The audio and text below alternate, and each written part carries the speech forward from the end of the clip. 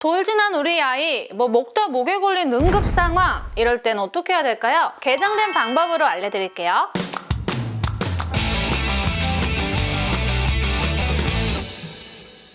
안녕하세요. 똑똑한 엄마들의 똑똑한 TV, 맘똑TV. 오늘은 지난번 영아 기도폐쇄 영상에 이어 돌진한 아이들, 즉 유아기 이상의 아이에게 할 수 있는 하임리법에 대해서 알려드릴까 해요. 기도폐쇄 증상이 있을 때 할 수 있는 응급처치 방법인 이 하임리법에 대한 중요성과 예방법은 지난 영상에서 자세히 말씀드렸었죠. 그래서 지금부턴 유아 이상의 아이에게 기도폐쇄가 있을 때 할 수 있는 응급처치 방법을 알려드릴 테니, 마찬가지로 이런 상황이 안 생기면 좋겠지만 혹시 모를 상황에 대비해서 항상 숙지하고 계셔서 응급 상황이 생겼을 때 빠르게 대처할 수 있도록 해주세요. 그럼 시작!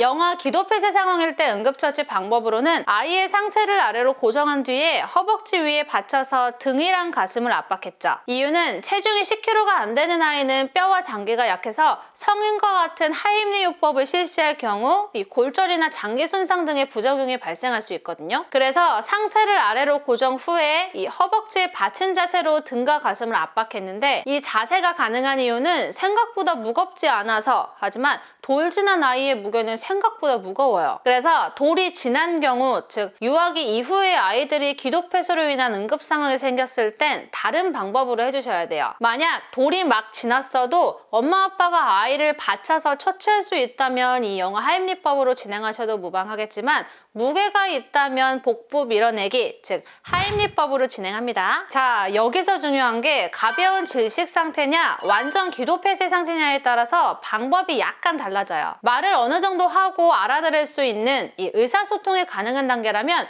지금 목에 뭐가 걸렸니? 라고 먼저 물어보세요. 가벼운 질식 상태일 때, 즉 아이가 숨을 쉬거나 소리를 낼 수 있지만 목에 뭐가 걸린 것 같이 불편해하면서 기침을 막 한다면 자발적인 기침을 유도하면서 이물질을 뱉어낼 수 있도록 도와주는 것이 더 효과적이에요. 이때 기침을 유도해서 이물질이 나오도록 할 때 이 목에서 하는 이 캣캣캣이 아니라 복압을 주면서 이 배에서 힘을 빡 줘서 하는 강한 기침을 유도해야 돼요. 자세는 바로 선 자세가 아니라 상체를 약간 숙인 자세. 근데 이제 막 돌진한 아이한테 배에서 끌어올려서 강하게 기침을 해봐 라고 해도 잘 못 알아듣죠. 그래서 이럴 땐 기침을 좀 세게 해봐봐 라고 해도 상황이 나아지지 않을 때, 이렇게 연령에 따라 강한 기침을 유도하는 것이 불가하거나 혼자 기침을 해도 상황이 나아지지 않을 때에는 상체를 숙인 상태로 보호자가 등을 쳐주셔도 좋습니다. 하지만 완전 기도폐쇄인 경우 우리도 순간 목이 막혀서 숨을 못 쉬는 상황이 오면 손으로 목을 감싸죠. 완전 기도폐쇄는 말도 못하고 얼굴이 펄해지면서 숨을 못 쉬는 상황을 말하는데,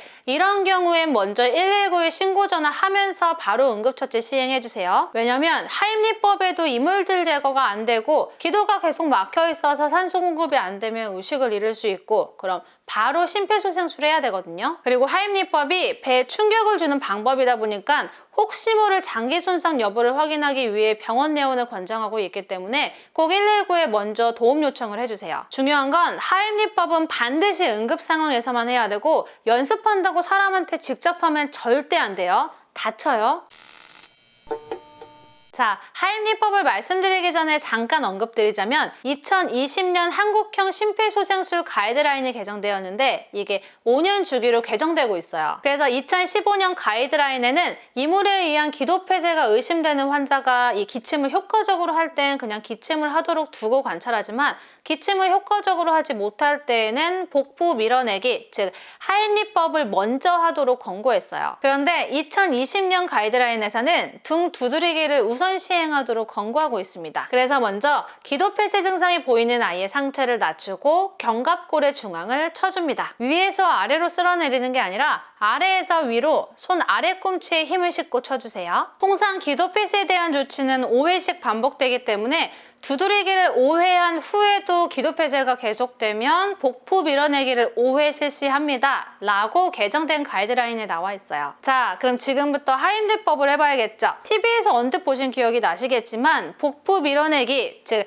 뒤에서 배를 밀어 올리는 하임리법의 방법은 성인과 같아요. 먼저 위치는 내가 아이 등 뒤에서, 그러니까 아이는 내 가슴 앞쪽에 위치하는데, 이때 아이 자세는 바로 선 자세가 아니라 상체가 약간 숙여진 자세로 할 거예요. 근데 기도가 막힌 상황에서는 자연적으로 목을 감싸고 상체가 숙여진 자세가 될 거예요. 성인이나 소아의 경우처럼 좀 키가 클 땐 내가 상대방의 양 발 사이에 다리를 껴서 몸을 지탱하고 하임리법을 시행하면 되는데, 체구가 작은 유아인 경우엔 앉아서 무릎을 꿇고 시행하기도 합니다. 자, 자세를 잡았다면 배꼽을 쳐주세요. 골반뼈 라인의 좀 위쪽에 배꼽이 있어요. 배꼽과 명치 끝의 중앙 부분을 압박할 건데, 왼손은 주먹을 쥐어서 여기 튀어나온 부분을 명치 끝과 배꼽 중앙에 놓고 반대편 손으로 감싸줍니다. 그리고 밑에서부터 위로 올릴 건데, 그냥 위로 올리는 게 아니라 대각선 방향으로 당기듯이 45도 각도에서 빠르게 밀쳐 올려줍니다. 기도 폐쇄가 계속되면 등 두드리기, 복부 밀치기를 5회씩 번갈아 하고 119 도착 전까지 혹은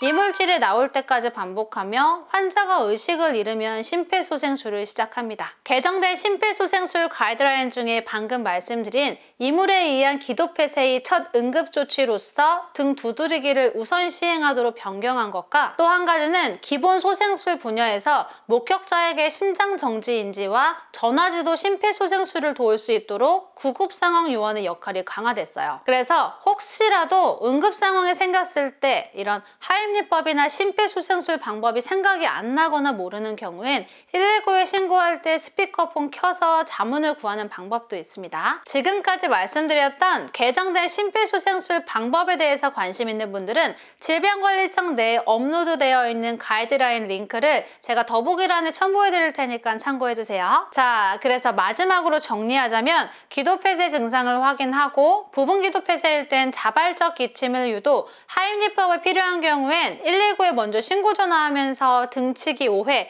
복부 밀어내기를 이물질이 나올 때까지 반복하며 만약 환자가 의식을 잃으면 심폐소생술을 시행한다. 네, 오늘 영상은 여기까지입니다. 지난번 영아 기도 폐쇄 응급처치 방법에 이어서 유아기 이후의 상황에서 기도 폐쇄 증상이 나타났을 때 할 수 있는 하임리법에 대해서 알려드렸는데요. 이 응급처치가 늦어져서 기도 폐쇄로 인한 안타까운 사건들이 너무 많아요. 그래서 항상 이런 기본적인 응급처치 방법에 대해서는 숙지하고 계셨으면 좋겠고요. 짧은 영상으로 우리 아이 혹은 다른 소중한 아이의 생명까지 구할 수 있습니다. 오늘 영상이 도움이 되셨다면 좋아요, 구독, 알림 설정까지 꾹! 감사합니다.